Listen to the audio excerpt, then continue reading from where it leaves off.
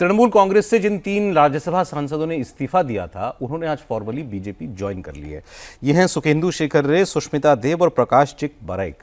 उस वक्त भी माना जा रहा था कि इस्तीफा इसलिए ही दे रहे हैं कि बीजेपी के टिकट पर आसानी से जीतेंगे, लड़ेंगे और जीत भी जाएंगे, क्योंकि असेंबली में वहाँ बहुत जगह है, बहुत स्पेस है बीजेपी के पास। तो तीनों लोगों ने आज बीजेपी ज्वाइन कर लिया। हाँ सौरभ, तीनों ने वहाँ पे बीजेपी ज्वाइन किया है और इन तीनों को ही सामयिक भट्टाचार्य प्रदेश अध्यक्ष हैं, तीनों को टिकट मिलेगा, तीनों को राज्यसभा भेजा जाएगा। और पहले ही वो बातचीत हो ही चुकी थी। इसके अलावा यूसुफ पठान शुभेंदु अधिकारी से मिले हैं।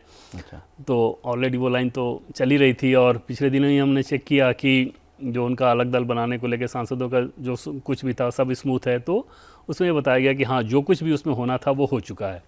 अब उसमें कोई ऐसी चीज़ नहीं होनी है कि तकनीकी आधार पर या किसी चीज़ पर कोई समस्या हो। भले ही टीएमसी का एक डेलीगेशन वहाँ पे जाके अभिषेक बनर्जी के नेतृत्व में जो कुछ भी बोला है, जो सोर्सेस से हमें जानकारी मिली, उसमें कहीं कोई मामला बनता नहीं है। ऑलरेडी ये ऑपरेशन हो चुका है उधर वाला, और ये तो बीजेपी में आ ही चुके हैं। अब ये सवाल है, 2 बातें चल रही हैं कि वो जो पार्टी क्लेम करने को लेकर बागी गुट का और ममता गुट का रिप्रेजेंटेशन यहाँ आ चुका है इलेक्शन कमीशन के पास, उसमें कब फैसला होगा और इनके पक्ष में ही होगा क्योंकि ज़्यादा नंबर इनके पास दिखाई देते हैं, क्या इसको डन माना जाए, एक बात है। और दूसरा, उनको बैंक अकाउंट का मामला चल रहा है, इसमें ईडी ने भी रेड किया, उनके बैंक खाते फ्रीज किए। उसमें हाईकोर्ट में हालांकि आज कुछ रिलीफ शायद टीएमसी को मिल गया है कि कुछ वो अपने डेली खर्चों के लिए कुछ पैसे विड्रॉ कर सकते हैं। तो अब पैसे की और पार्टी की सिंबल की लड़ाई है। हाँ, और ये दो लड़ाई एक तरह से आप कह सकते हैं सौरभ की सीधे सीधे कि आखिरी लड़ाई टीएमसी के लिहाज से कहें, ममता बनर्जी अभिषेक बनर्जी के लिहाज से, कि अगर इस लड़ाई में हारी तो फिर सब कुछ खत्म।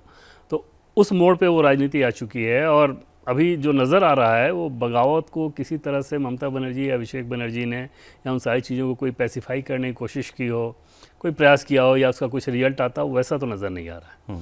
वो एकदम से उसी दिशा में जो बिखराव नज़र आ रहा था, वो पार्टी जाएगी ही उनके हाथ से, ये एकदम दिख रहा है वो सारी चीज़ें। और उसके पीछे सबसे बड़ी वजह यही है कि कंट्रोल ही नहीं है उनका।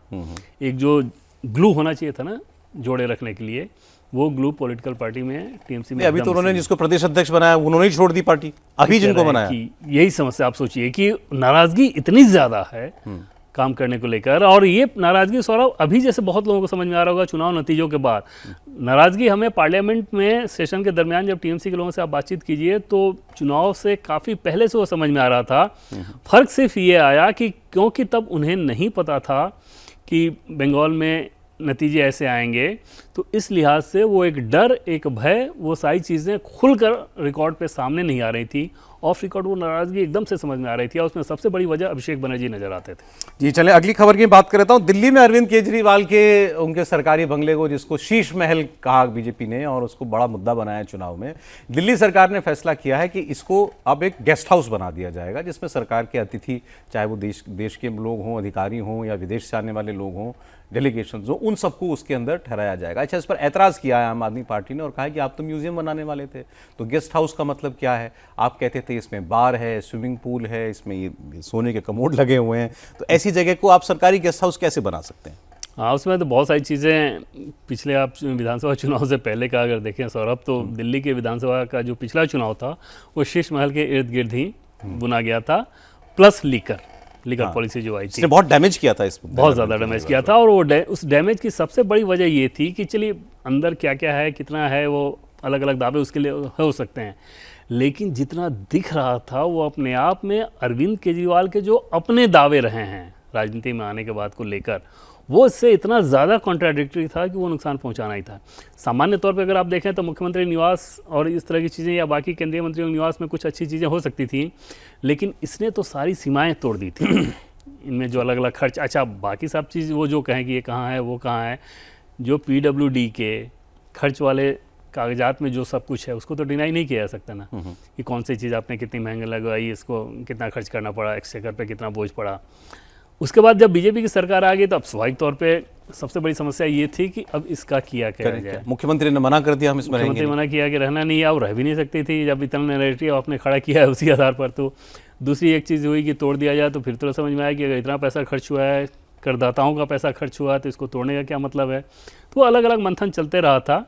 फाइनली यही बात समझ में भी आ रही थी कि होगा यही। हालांकि बेस्ट यूज है ये, हाँ, भाई हाँ, आप उपयोग तो करना ही चाहिए, बिल्कुल, पब्लिक का बिल्कुल, पैसा लगा हाँ, और यही समझ में आ रहा था कि इस उपयोग का यही तरीका है कि आप उसको सरकारी गेस्ट अब हाउस आप में जितने convert कर दें। लोगों को जो भी आए दिल्ली सरकार के मेहमान, उनको आप होटलों में ठहराते, बड़े बड़े होटलों में ठहराते, उनको यहाँ ठहरा दीजिए। बिल्कुल, और तमाम अलग अलग डेलीगेट्स आते हैं, बहुत सारी चीज़ें होती हैं, उन सब चीज़ों को उससे करेंगे तो एक तरह से जो खर्च किया गया है उसका एक रिकवरी का भी प्रोसेस होगा। शुरू तो रहेगा। ठीक है, तो ये फैसला तो ठीक है, इसमें कंट्रोवर्सी की ज़्यादा गुंजाइश है नहीं, आम आदमी पार्टी भले ही कुछ कहे। लास्ट एक खबर की हम बात कर लेते हैं, ये सतलुज फिल्म विवाद है, जो दिलजीत दोसांझ भाली जो उसको एक OTT प्लेटफॉर्म से फिल्म को 2 दिन चलने के बाद हटा लिया गया, उसमें सेंट्रल गवर्नमेंट ने एक कमेटी बना दी है और वो अब ये तय करेगी कि इस फिल्म पर आगे क्या करना है। इसमें पंजाब में चूंकि इलेक्शन है तो इसको इलेक्शन से जोड़कर देखा जा रहा है। हालांकि हमें ये खबर मिल रही है कि ये ज़्यादा, उससे ज़्यादा सेपरेटिज्म और आतंकवाद को हवा ना मिले इस फिल्म में जो दिखाया गया है, उससे इस आशंका से इस फिल्म को रोका गया है फिलहाल। और दूसरा ये कि पंजाब की पॉलिटिक्स इस फिल्म पर पूरी तरीके से डिवाइडेड दिखाई दे रही है। कांग्रेस शांत है, बीजेपी के प्रदेश अध्यक्ष केवल ढिल्लों, उन्होंने तो बाकायदा ये कहा है कि मैंने ये केंद्र सरकार के नॉलेज में मैं ये लेकर के आया कि ये पिक्चर OTT पे आ गई है। आम आदमी पार्टी कह रही है कि इस फिल्म को क्यों रोका गया, ये दिखाई जानी चाहिए, और अकाली दल तो और आगे बढ़ के ये कह रहा है कि हम इस फिल्म को गांव-गांव में जाके दिखाएंगे।